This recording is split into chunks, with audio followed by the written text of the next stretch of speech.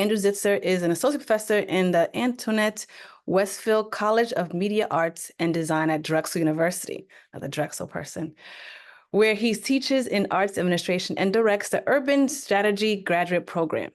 His research explores cultural and economic democracy and has appeared in Journal Planning Education and Research, Planning Theory and Practice, Antipod, and more. His book, Practicing Corporate Mutual Aid Beyond Capitalism, was published by the University of Minnesota Press in 2021, an edited volume. Democracy as Creative Practice, Weaving a Culture of Civic Life was published by Routledge in 2024. Without further ado, I'll have our next speaker come on board and take over. Again, let's give a round of applause. Please share your emojis and take it over. Hi, everyone. I'm Andrew Zitzer. I hope you can hear me. Gosh, it's such a pleasure to be with you. I know some of my own Drexel students are on this call and many others of you that I haven't met. And I'm grateful for the invitation to be here in part because I'm sort of a guest in this conversation. I am an urban planner by training, but I don't focus on energy. I focus on the relationship between arts and culture and urban redevelopment, and broadly speaking, democracy and cultural democracy. So in the time that I have with you today, we're going to talk about justice, the justice part of energy justice, and specifically about spatial justice, which I think is very much linked to questions of energy justice. So I'm going to see if I can share a slideshow. And I just want to say by way of preface, I'm trying something new today. I've never given this talk before, but this is a line of inquiry around justice that I've been spending time on the last 3 or 4 months because of the current political environment and because of the consequences it has for all of us as professionals. So let's see where this goes. And there's definitely a few interactive moments in the talk where I really want to hear what you have to say. So I'm going to turn on my slides and see if it will let me share. So, okay, I don't see the ability to share.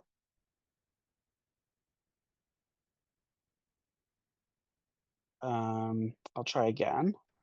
Yeah, you should have permissions, but I can share for you too. Oh, you have my slides? Yeah. Okay, yeah, it's not giving me maybe it's my computer, but it's not working. While we're putting up the slides, I'll vamp so there's not silence. Teachers hate silence. So just to tell you a little bit more about me, I live in West Philadelphia. I've lived here since 1996. And one of the things that makes this question of justice so important for me is just the various levels of justice and injustice that are right here in Philadelphia, which is considered by many to be the poorest large city in America. And there's certainly a lot of examples of inequality here. And I have been able to live a life of relative privilege in this neighborhood, and I feel very much connected to the pursuit of justice on behalf of all the communities that I intersect with. So that's what the slides are up. So that's what I'm going to launch into. So we'll go to the next slide. Today I'm talking about spatial justice and professional practice. So what I think is that energy justice is just one piece of a much larger process and project.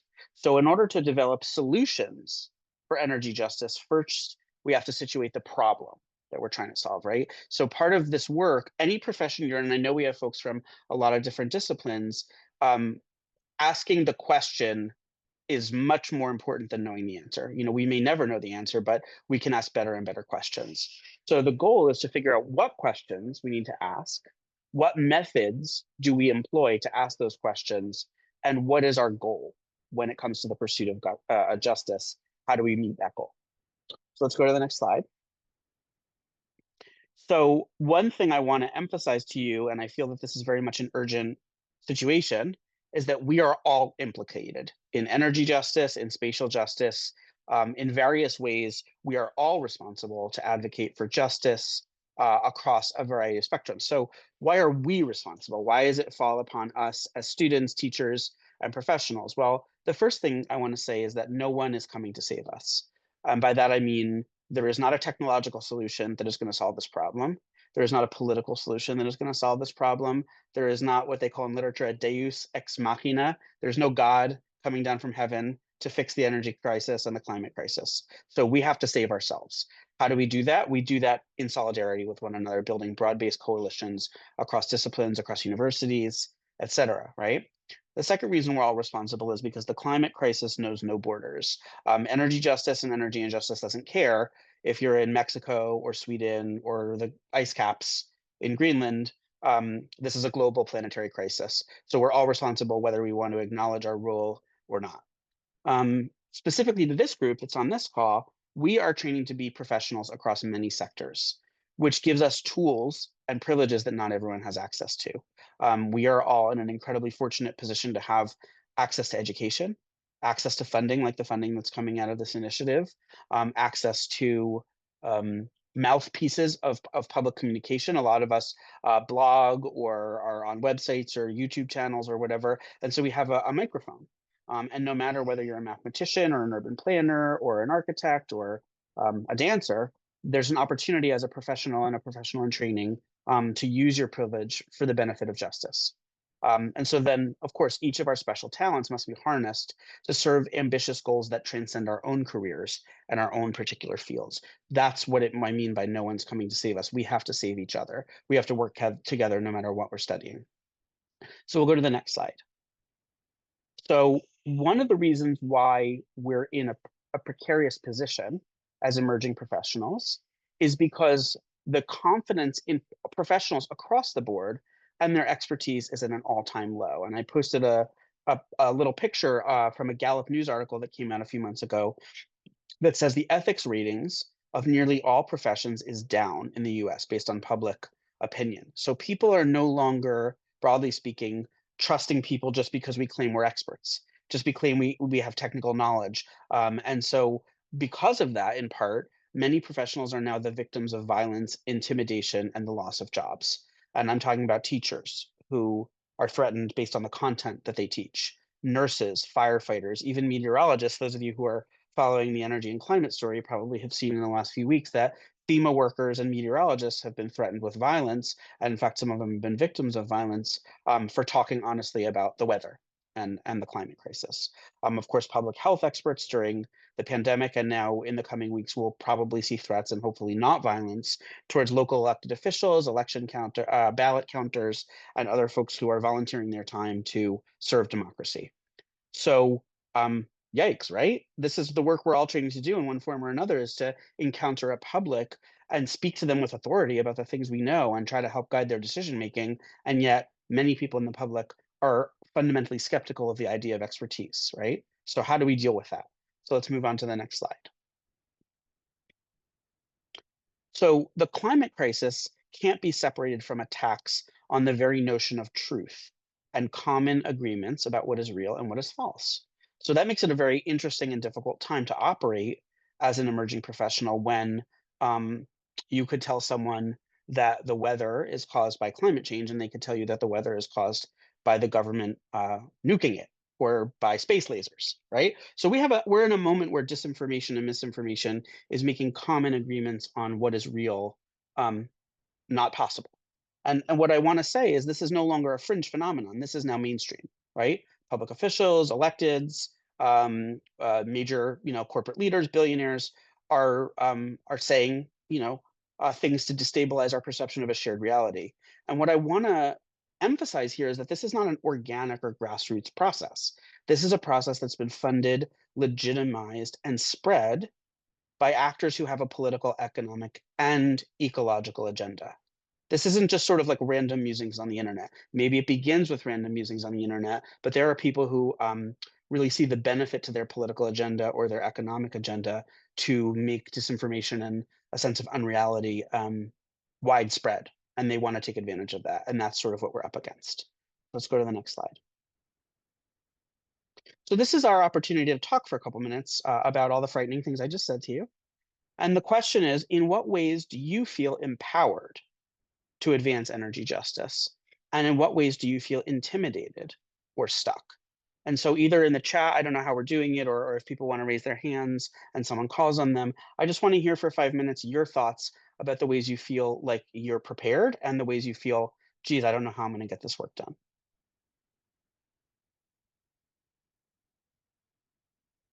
So I see raised hands, but I'm not sure how we're doing it. Is someone going to call on people for me? Or should I call on people? Sure, I can call on people. That's great. Thank you. Colleen, go ahead and unmute. Yes, hello. Thank you so much for your presentation. My name's Colleen Temple. I am a senior environmental studies major at Howard University, and I'm wondering, or I feel empowered when speaking about environmental justice and environmental racism, when speaking to my peers and other people in academic spaces, but I feel often when speaking to people who are perhaps not as educated on these issues, they echo the sentiment that it's a corporation's fault, like we as individuals can't do anything about it. So I'm wondering how, like as a person and as a collective, we can combat that idea. Yeah, thank you for that. That's gonna be the rest of this talk, and I will have an opportunity at the end to talk about together about actually like the solutions and the methods. But what I would say is that, we have a lot of technical knowledge. We have a lot of facts and figures. We have a lot of evidence, right? And we're training you for that as professors, to have a lot of technical knowledge and expertise on these issues. And what I'm finding more and more is that people are not persuaded by that.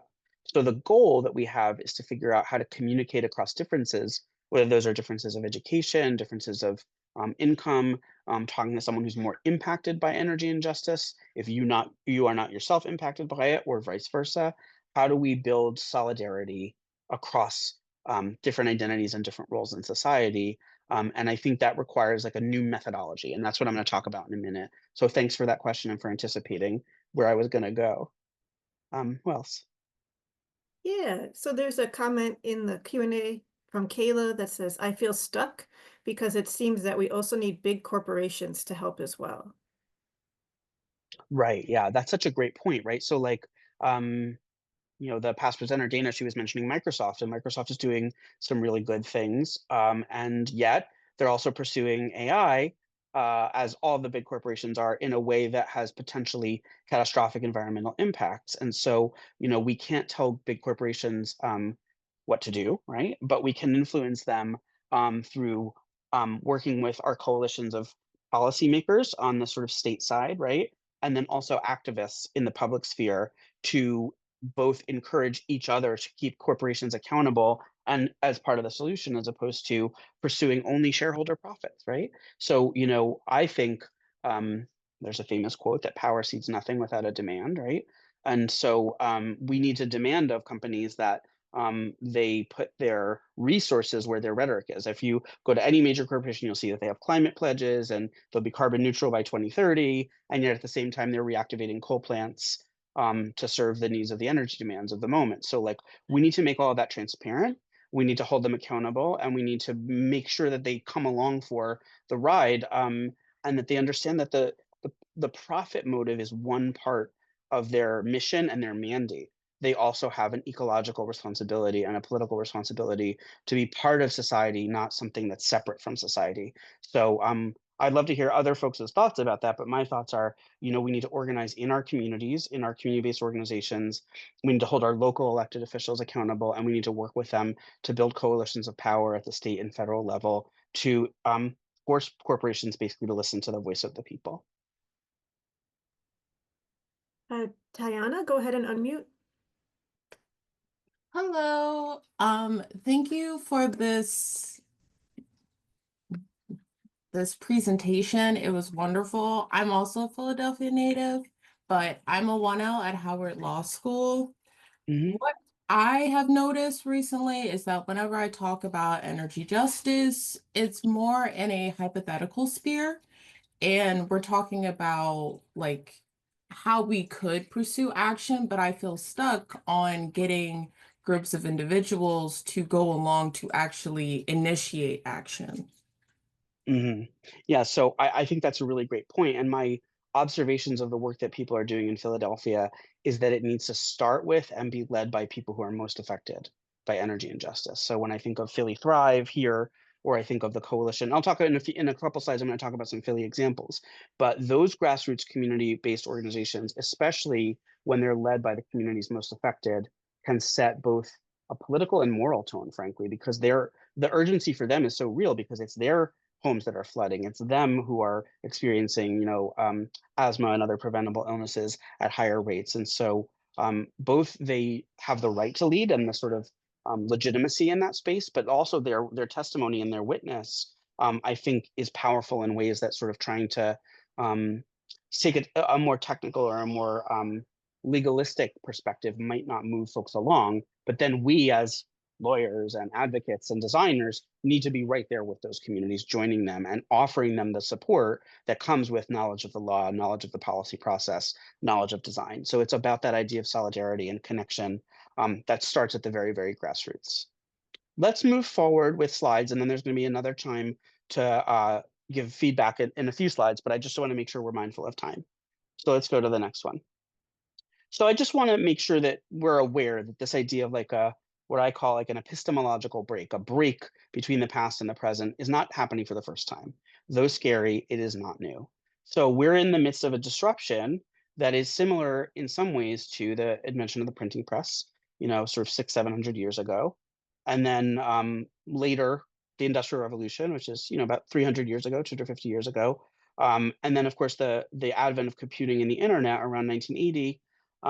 And so this moment of AI, this moment of algorithmic information, this moment of a network society is just another iteration of a shift in technology that ends up mirroring a shift in social behavior and norms. And we made it through all those big disruptions because beautiful things flowered in the advent of those total disruptions. So even if you do feel unsettled and stuck, know that this is not the first big break in the history of humankind, and I hope it won't be the last.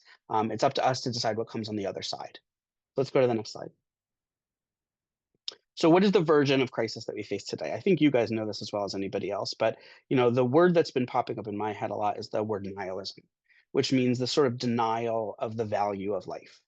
And when you deny and dehumanize, then violence becomes much more possible because you feel a sense of hopelessness. You feel a sense that the consequences are not real and there's no accountability. So violence becomes an option, both in the everyday sense and also extraordinary sense. And we witness that now with the rise of anti-Blackness, anti-Asian violence, Islamophobia, anti-Semitism, and of course, in our purposes today, climate denialism. And so what I suggest is that these multiple crises are the ground upon which the climate and energy crisis resides. So we can't talk about energy justice if we're not talking about anti-Asian violence, anti-Blackness, Islamophobia. It's all connected, right? So all the struggles are connected. That's, in a way, it's good news, right? Because it's not everybody in their own fight. It's all of us together against the forces that are nihilistic and violent and don't want to see progress, but want to see a sort of a burn it all down mentality, right? So let's go to the next slide. Yikes, it says, what can we do? So this is where solutions begin for me and my own current thinking, right? And I don't have the answers. I have what I think is a method. So the idea is that we need to go beyond technical knowledge because, as I said, people in a lot of publics don't particularly care about expertise, and they don't really care if you as an urban planner, me as an urban planner, come with an armful of statistical data about why we need to move you out of your home and turn it into an ecological periphery because it's now going to be flooded all the time. That evidence might not be persuaded, and in fact, they might react with anger or even violence when we come to their home and tell them that, sorry, climate change says you have to leave, right? So what I'm suggesting is that we need moral inquiry as part of our professional practice. And a fancier word for that, coming from ancient Greek, is this idea of phronesis. So phronesis is this idea of practical wisdom on how to address and act on social problems in a particular context. And that comes from a book by a guy called Ben Fleabert, who has a book that is called Rationality and Power. And my students at Drexel read that book because it talks about, in the context of a city planning case in Denmark, the rational reason of the technical planners and technical officials versus the power of information, the power of elites, et cetera, and how this idea kind of comes together. So my call to us is to go beyond technical knowledge into this new domain of moral inquiry in our professional practice. So let's go to the next slide. I am going to admit first and foremost that we have fallen short as your teachers, and we continue to fall short by preparing you with technical knowledge, but no ability to encounter a public. We are not setting you up to meet the scale and scope of the energy crisis. So we'll move on, and now I'll talk about how we can all do better. So one way to think about energy justice is to put it in a larger frame of spatial justice. And there is a relationship between spatial justice, which is a concept that I learned from Ed Soja, and social justice, that all environmental injustice is spatial. It all occurs in a place. Even though it's a planetary condition, it touches down in Western North Carolina. It touches down in Korea. It touches down in Sub-Saharan Africa. So every instance of justice and injustice is in a place. And so spatial justice demands responses to energy justice that also link to other forms of injustice and other struggles, as I said on the other slides. So let's go ahead. And what are forms of spatial injustice? As I mentioned before, all these crises are interconnected. So environmental justice, as Dana was saying in the last speech, the last presentation, has to do a lot with housing, affordable housing, redlining, et cetera. Aging housing stock that may not be healthy for its residents to live in. Human dignity and safety in Philadelphia, as in Washington, D.C., where I just was yesterday, there's a lot of people who don't feel safe in their neighborhoods. And that's not fair. That's not right. That's connected to all these other crises. And so also economic justice, and in my own work, arts and culture, that artists and cultural workers have a responsibility too, to be part of the solution. So we'll move on. And then I don't have a lot of time, so I'll just mention, we are no strangers to injustice and spatial fights in Philadelphia. So one of our big major uses of land is a former oil refinery that's been remediated and is now called the Bellwether District. Well, the Bellwether District is bigger than Center City, Philadelphia, or approximately the same size as Center City, Philadelphia. And for 130 years or something, the people in what they call the fence line districts around the oil refinery have been getting really sick. And so they have a group called Philly Thrive, and there are other initiatives in that group to try to hold the new corporate owners accountable to obviously remediate the site, but also bring jobs back to the site and maybe think about ways to do community benefits that will make that site healthier for the folks that live around it.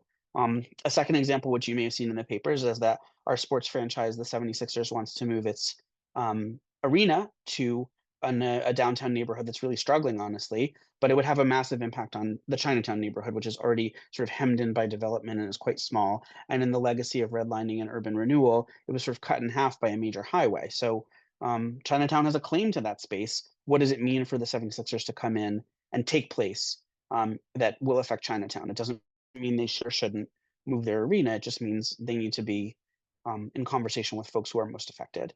And then right where some of us work, Mantua, the neighborhood right next to Drexel, is experiencing a lot of gentrification at the hands of our students. Though it's not their fault, they are living near the campus in housing prices that are driving up prices for all the neighbors around the legacy African-American neighborhood. And so many of those neighbors are being displaced because student housing is more profitable than renting to poor folks. So let's move on. This is my last big slide, and then we'll do questions. So what does it mean for us to practice moral inquiry as a method? So first, we need new pedagogical approaches, and my fellow professors on this call. I don't know what those approaches all look like, but I'm starting to work on developing some of them. And so some of them include things like creative practice. So more writing, storytelling, narrative, observations of communities, connections to communities, require us to come out of that narrative that we have of expertise into a sort of more creative future. We also need active listening. We need to move at the speed of trust with our community partners and not sort of set the agenda for them, but allow them to lead and set the agenda with them. And as in all of these things, we need to employ what Adrienne Marie Brown calls emergent strategy. We can't just set the tone and hope it works. We have to evolve and iterate our strategies for justice and see what's working and make nimble changes while being mindful to move in a way that doesn't leave our communities most affected behind. So I'm happy to sort of talk more about that. My last slide is my last question to you, which is good because we have 5 minutes, I think. So I just want to open it up to you. What tools do you need to move forward in your work, and how can we as professors and mentors and professionals help you moving forward? And I know that's a big question for 5 minutes, so I'll definitely give my contact information, but I'm going around the country now with my research and just asking people, how can we help you? How can we participate in the justice project? So just unmute, or we'll call on you and let's see what you think.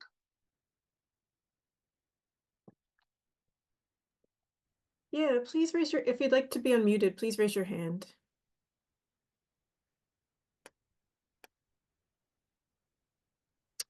Here's a question from Tanaya. Are there everyday actions that you think individuals can take today? Also, is there anything that you have been hopeful about in spatial justice in the past year? Yeah, I mean, I think that there is absolutely things that we can all do.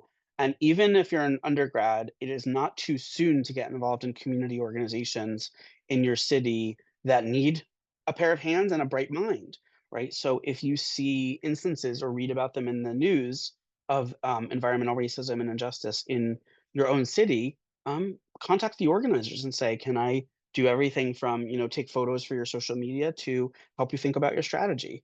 And sit at the feet of folks who are engaged in this work, learn from them, and offer your labor to help move their cause forward.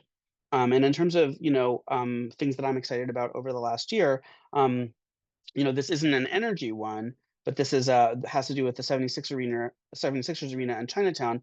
And one possible positive avenue, even if the stadium does move into that neighborhood, is that the owners, who are multi-billionaires, could create a fund for community benefit to do things like the preservation of businesses, the upgrading of infrastructure, the upgrading of education and libraries for Chinatown and the other nearby neighborhoods. What has happened instead, though, is that our mayor privately negotiated, without including city council or communities, a $50 million benefit agreement with the 76ers on a $1.6 billion project. So that's not yet an example of success. What makes it a success in waiting is that the Save Chinatown Coalition, which is citywide, is going to push back heavily with our council members to hold our mayor accountable, to say to the 76ers, 50 million is not enough. It needs to be 10 times that, and we are partnering with all these groups, and some of them are involved with organizations that I'm involved with in West Philadelphia, to sort of demand accountability from people who stand to make a lot of money from this. And they just, like you said with the comment earlier about big corporations, all they have to do is the right thing. It's easy for them. They have the resources, but we have to hold them accountable. Sabrina, go ahead and unmute. Hi, can you hear me? Yeah. Hi, yes, I'm Sabrina. I go to Howard University School of Law. I'm coming from Section 1, Professor Waterhouse's class. I'm asking specifically what we can do in terms of educating people about their specific health effects due to environmental issues. For example, like not having access to clean water, or just things in the air that are causing other respiratory issues such as asthma, especially for kids at a young age. Like, what can we do to educate parents and stuff like that? Because I feel like those are the type of things that would get people more engaged. But honestly, Mhm. I feel like people don't really know about the adverse repercussions of not having those things, and what those medical issues can have a really big effect on kids later in life. Like, especially when you think of clean water and lead, like maybe not immediately some of those issues will be transparent, but not having access to clean water, or again, being in areas with lead and stuff like that can have really adverse effects on your behavioral issues and respiratory effects that if we can mitigate those now, I'm sure they would be a lot better for the future. Yeah, thank you for that. That's really right on, Sabrina. So, part of it is just, we all need to pause a minute and say, it's 2024. This is one of the wealthiest, if not the wealthiest country in the world. And we're talking about people in our communities having safe water to drink. So let's just realize that the stakes of what we do as students, as professionals, are extraordinarily high. And there's a reason people are feeling upset, angry, and scared, right? So I would suggest, Sabrina, that people who are most affected by these energy injustices are broadly aware of the adverse health impacts because they are actually experiencing them. But that doesn't mean they know the full extent of it. And that doesn't mean that the people who would naturally be their allies realize that, right, like 1 mile from where I'm sitting in West Philadelphia, people are experiencing those adverse health effects. So again, I go back to this idea of our institutions need to invite folks who are most affected into our academic spaces, our policy spaces, and our legal spaces to tell their stories. And we need to work together with public health, primary education, public schools, and legal and design professionals to make sure those stories are being told. And the evidence is all there, right? It's all in the literature. There's no secrets. But we need to make sure that we're in the schools, hosting community meetings that are filled with testimony of people who are impacted as well as experts. And we need to take those fights into city council, into the mayor's office, into the state and federal congressional conversations, because really, we need to make a demand. We need to say it's not reasonable that in 2024, people don't have safe water to drink or clean air to breathe. I'll just keep going with questions until we're done. I'm sure we're almost done. We're actually done. Okay, so let me pop my my email into the chat, folks. Oh, they won't see it. So Tony, They do you have will. access or someone? Oh, they will see it? Okay, great. Well, So it says hosts and panelists. I could do everyone. So I'm gonna put in two things, my email. And then if you're shy to email, or if you just want to see kind of what is going on for me in my communities, I'll put my LinkedIn so you can just kind of you can lurk. And then if you want to reach out, you can reach out. So while I'm pulling up my LinkedIn, I just want to thank the organizers for having me, and I want to impress upon you that you all have the power to make a difference and to make justice manifest, but you can't do it alone. You got to do it together with your folks, and it's a great way to meet and connect with new people and feel good about this education you're getting and giving back. So I'm just trying to go back to my Zoom to put my LinkedIn. I think I can do this. Yeah, here we go. So feel free to check in with me, reach out, offer suggestions. All of us, I know some of the faculty on this call are still trying to figure this out, right? So you're part of us, our journey too, our learning journey as faculty. So thanks for having me, and have a great day. thank you, Andrew.